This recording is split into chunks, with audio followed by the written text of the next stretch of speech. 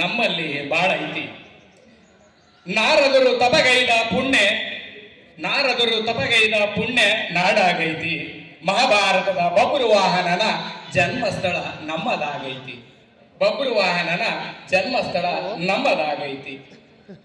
ಅನ್ನೋ ಪ್ರತೀತಿಯು ಕೂಡ ಪಡೆದೈತಿ.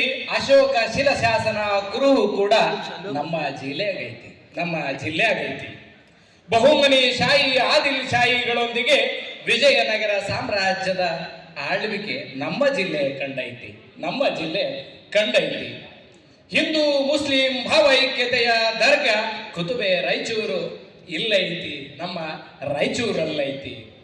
ರಾಯರ ಪೂಜಾ ಸ್ಥಳ ಪಂಚಮುಖಿ ನಮ್ಮ ಜಿಲ್ಲೆಯಲ್ಲೈತಿ. ಏನೈತಿ ಅಂತ ಕೇಳಿದವರಿಗೆ ನಮ್ಮಲ್ಲಿ ಬಾಳ ಐತಿ ಅಂತ ಹೇಳ್ತೀವಿ ನಾವು. ಫಲವತ್ತತೆ ತುಂಬಿದ ದೋಆಬ್ ಅನ್ನೋ ಭತ್ತದ ನಾಡೇನು ಹೆಸರು ಇದಕ್ಕೈತೆ.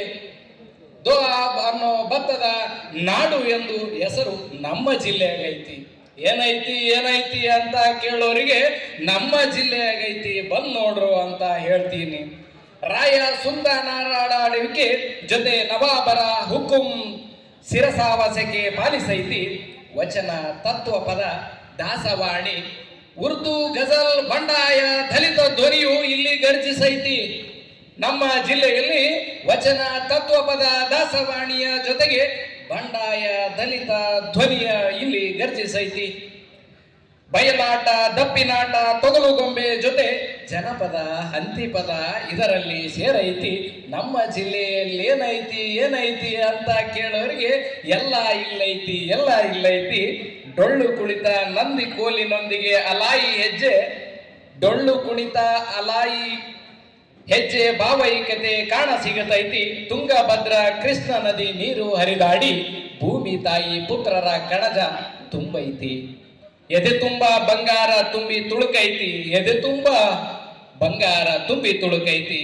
ದಂಗ್ಯಾಗ ಭಯವೈತು ಆಧುನಿಕತೆಗೆ ಬೆಳಕ ಅರಳೈತಿ. ಏನೈತಿ ಅನ್ನೋ ಶಬ್ದ ಗಂಟು ಬಿದ್ದೈತಿ. ಸಂಘಟಿತರಾಗಿ ಸಾಧಿಸಿದರೆ ಜಿಲ್ಲೆ ಪ್ರಗತಿ ಕಾಣ್ತೈತಿ ಅಂತ ಬರೆದಂತ ಇಮಾಮುದ್ದೀನ್ ಮಾಡಿಗಿರಿ ಅವರಿಗೆ ತುಂಬ ಹೃದಯದ ಧನ್ಯವಾದಗಳು. ಮುಂದಿನ